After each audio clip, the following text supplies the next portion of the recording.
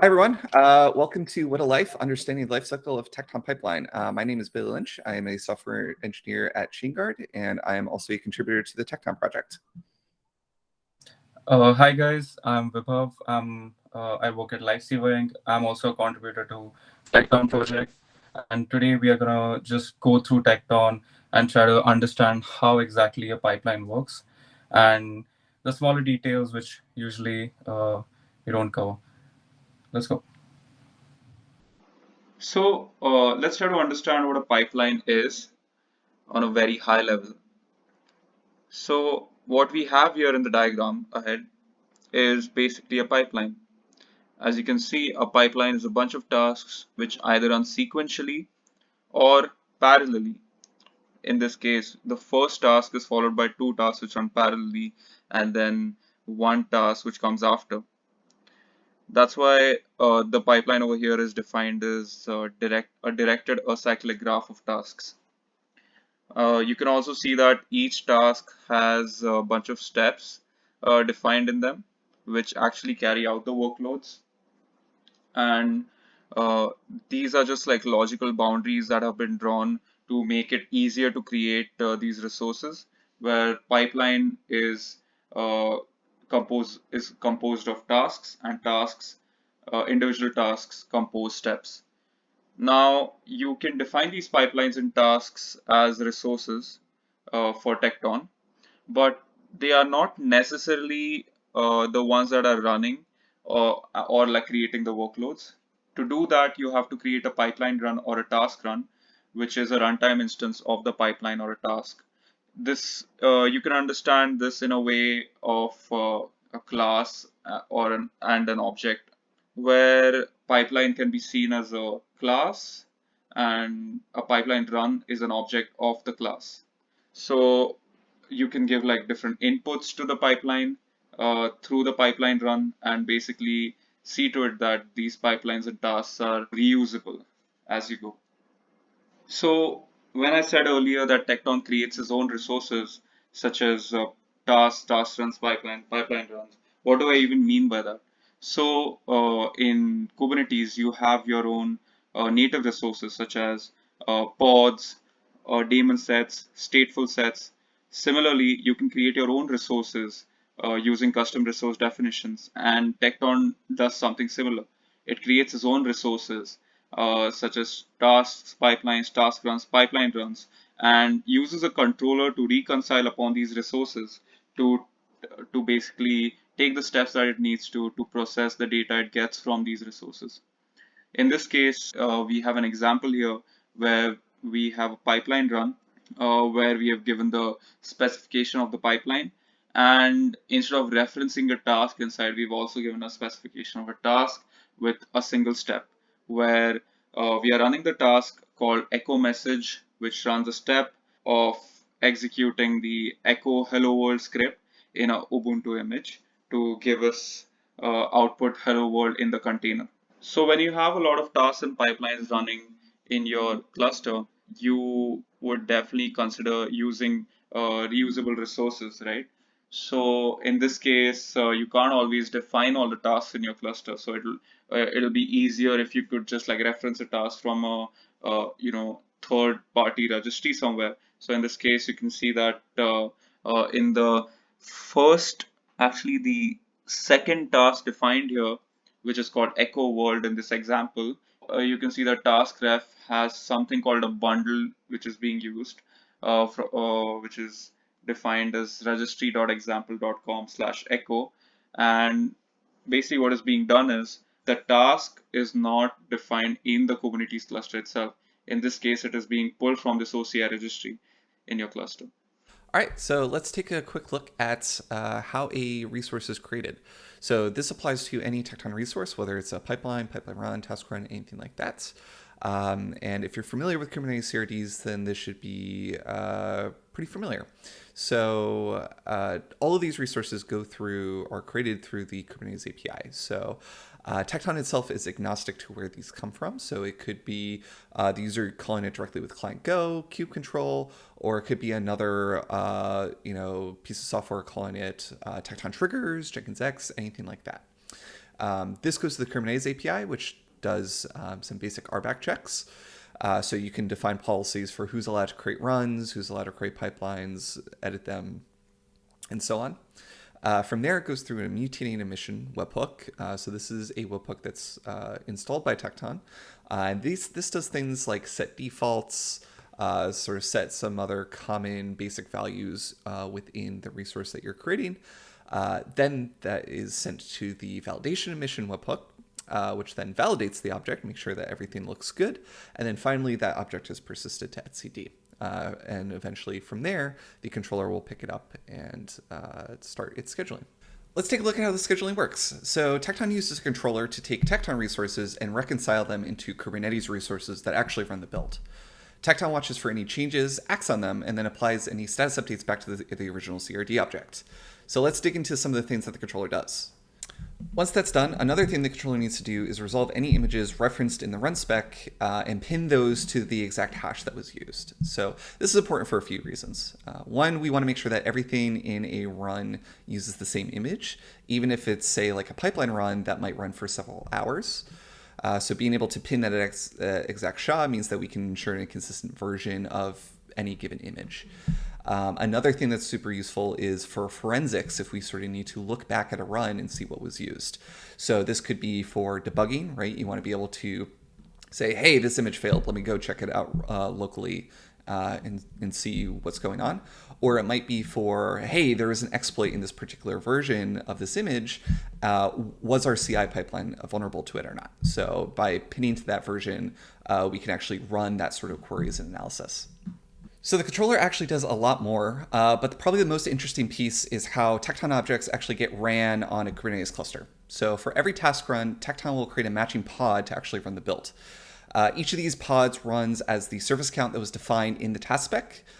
Each step runs as a container within the pod, and any workspaces will be made available as volumes to the pod. This process is exactly the same for pipeline runs. So Tekton will spawn a task run owned by the pipeline run for each task of the spec, and then each of those will be converted to pods just like before. All right, so let's walk through an example of what it actually looks like to schedule a pipeline run on a user cluster. So here we have an example of pipeline runs, pretty simple, 2 tasks that will run one after the other.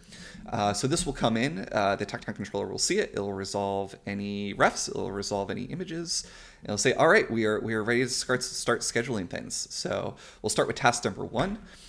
This is going to create a subtask run that's owned by the pipeline run.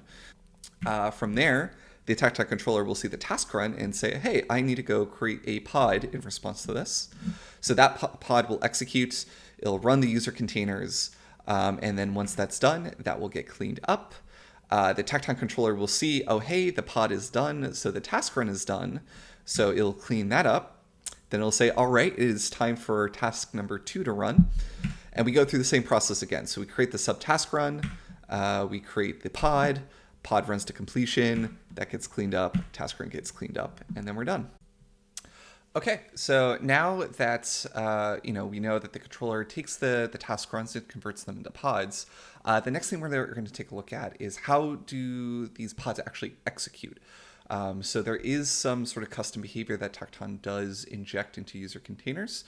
So what we're really going to do now is dig into what it's doing, what it's writing, how that works.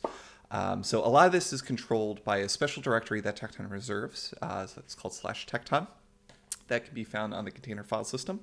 And this file system has a bunch of data related to tools that Tekton provides, as well as some of the status data that the user containers will write back. So we're going to step through this step by step and learn more about it.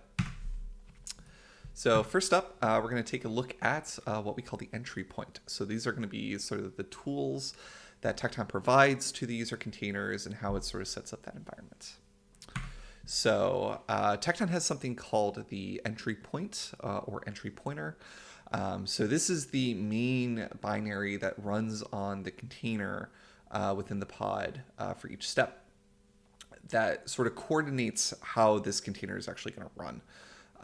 So one of the difficulties with user containers is that Kubernetes wasn't meant to run containers sequentially. So we need to do a little bit of custom logic here to make sure that everything runs smoothly. So the entry points are responsible for a few different things. It's responsible for this ordering. It's responsible for if users provided scripts, making sure that those are made available to the user container and are actually executed. And then finally, it also takes the output of the step and sort of formats in a way that we can make it available to the controller again. So this is a binary that basically envelops the running user commands, and so this is made available to within the Tekton folder in tekton/bin. So next up, we're going to look into, okay, how does this ordering work? So as I just mentioned, the entry point is what sort of coordinates that, but how it does this is basically through a step of basically wait files or lock files to know when things are ready to run. So these are done through these two directories here, so downward and /run. So here's an example of basically how this flow works, right? So each step has its own container. Each container has its own entry point. Every entry point is configured to basically wait for a particular file to be present and be populated, basically as its signal for the container to start running, or the user command to start running. So from the very start, the Tekton controller will populate a file in via the downward API, which is an API made available to pods for propagating CRD and object information down to the actual running pod. So Tekton uses this as basically the starting point for saying, hey, go start running this thing. So this is configured for the first step, step 0. It'll wait for this file. Once that's ready, it'll say, okay, let's go run the user command. And when it's done, it will output the next file. So this will be, /tekton/run step 0, because of the first step, /out. And then the next step, step 1, is configured to wait for that file to exist as its signal to then start running the next step. And so this is configured in a chain, and so this can be as long as you want, and it'll just keep going down until all steps have executed. So one of the problems about sort of this file-based approach is because containers running on the same pod can have access to the same file system, this is actually a little bit problematic because you can imagine some scenarios where if you have a malicious container that is, say, populating output files that it shouldn't be, say for other steps or their exit codes, right? This can cause some problematic situations because now you can't necessarily trust the output that you're getting from these steps, or you can have, a malicious container causing all other containers to run at once, which would break some of the assumptions about that ordering that we had before. So Tekton has done some work to basically ensure some isolation between steps. And so basically what happens is within these run folders, every step is assigned their own folder, which is backed by their own volume local to that pod. And so for every step, they have a matching volume, which only they have read-write access to. Any other step that wants access to the data there, say for the wait files or for anything else, they are only ever granted read-only access. So this doesn't necessarily stop a container from outputting bad results for its own step, but what it does prevent is one container sort of mucking with the state of other steps within the same task. So the results that we saw back in the Tekton directory over there, we can see that these results are written into a particular directory, in a particular path in the Tekton directory. Now these results can be written by tasks and read by tasks themselves. Now you can see examples over here on the operations that we can do for the results. Now on the left, you can see that there is a example where we're actually writing a result to a particular path, and on the right we are seeing if the result exists. So we can just check it by a very simple operator, and again after that we can also see that you can read the result into a parameter uh, by another small operation over here that we are doing. And after all of that, we can also not just use these results from tasks themselves, but emit them from pipeline runs. So in the last example, what we are doing here is you can see that tasks.calculate sum.results.output value is being taken to emit the result from a pipeline run. And what is happening here is we are actually taking the result from the calculate sum uh, task and then emitting it as a result of the pipeline run. So at any point, if your task runs start failing and you have no idea what is going on, you've tried everything possible, you've tried all the parameters possible, and still you're not able to debug the task runs, and you have to get environment access to the task run, what you can do is you can use a debugging feature in Tekton. So this feature is available as an alpha feature for task runs itself right now, and there is support for breakpoint on failure, which means that if your task run fails, at that point the task run will halt, and you will be able to SSH or like get remote shell access into the task run container that you want to debug, and then at that point you can just go ahead and debug your task. So what happens here is when your container starts running, if the previous step has failed uh, or the step currently running step has failed, what happens is instead of moving on to the next step, uh, the container basically halts and then it keeps running. It does not send out the exit codes. It does not exit. It keeps running. This is because of the way the entry point is made, that it has to uh, it has to have an output, and only then the entry point will kind of stop running and go ahead to the next step. So for that, what it means that the post file has to be written, and only then the next container will know that okay, the post file has been written. That is the file I've been waiting on, and then I should start executing. So what happens here is that if there is an error, we don't write that post file, and the user can basically go into the container, check the contents of the container in the volume basically, and see if anything is going wrong. And if it is going wrong, then you can continue the container by marking it as a failure or marking it as a success. On the left hand side, you can see that the debug mount that is done in the container during debugging contains the information on the index of the step that we are looking at. So in this case, we are trying to debug a task run, which is failing on the second step, which is index 1.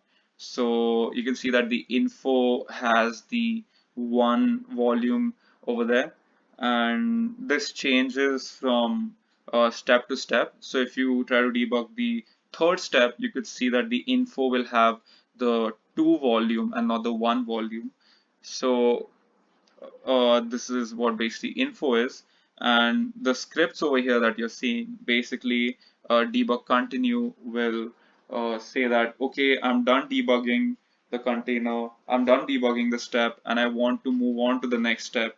And you would only do this if you have gone through the entire volume, you know what is wrong, you fixed it, and then you're going ahead.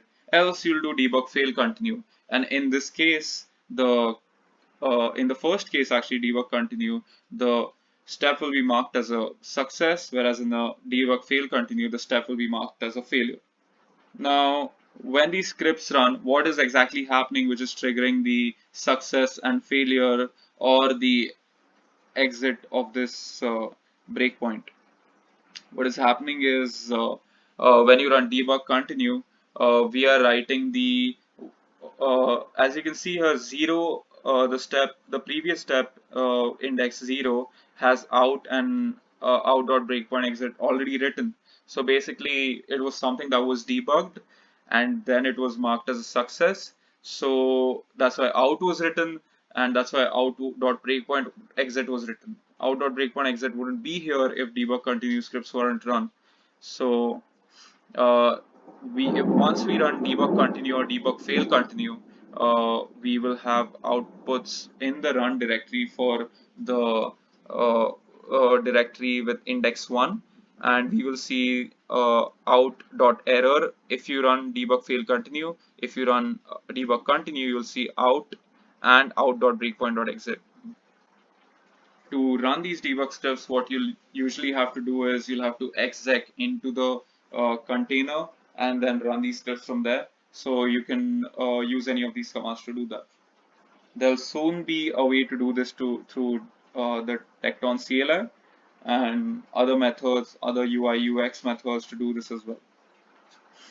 Okay, so at this point, the pod is done, the task run is completed, but there's actually more to the lifecycle than just sort of what runs within the pod itself. So there could be many, many things that sort of run after the fact. So if you're interested in supply chain security, there's projects like Tekton Chains that will basically look at, hey, what actually ran, what was produced, can we sign these things, and can we sign the build config itself as sort of an attestation for what ran. So this would be sort of after the fact. You could have actions that happen afterwards. So, say, hey, fire off a CD event to say that this was completed.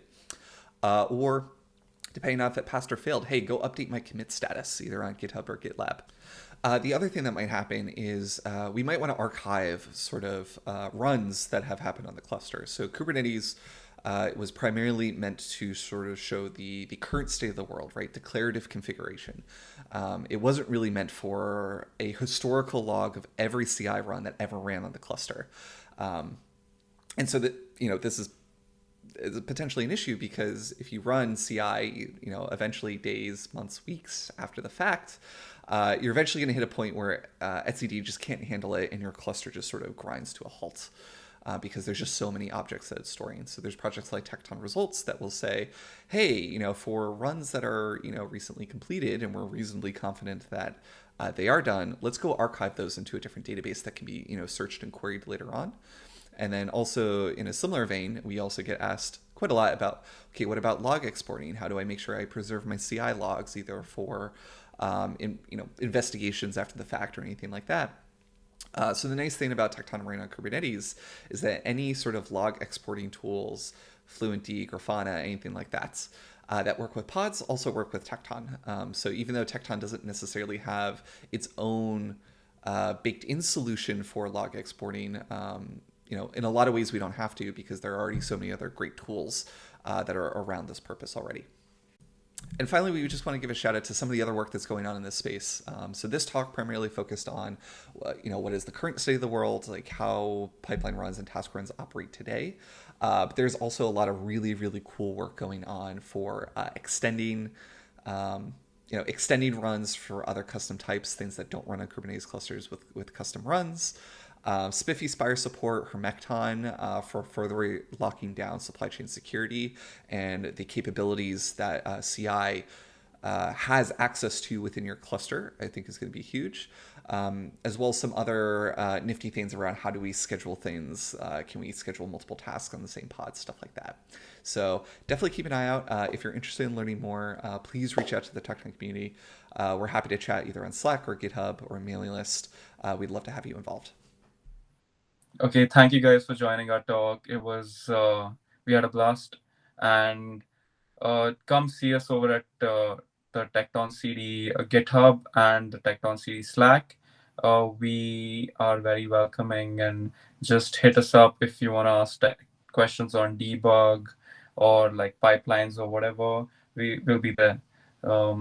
Thank you for joining. Thanks, everyone.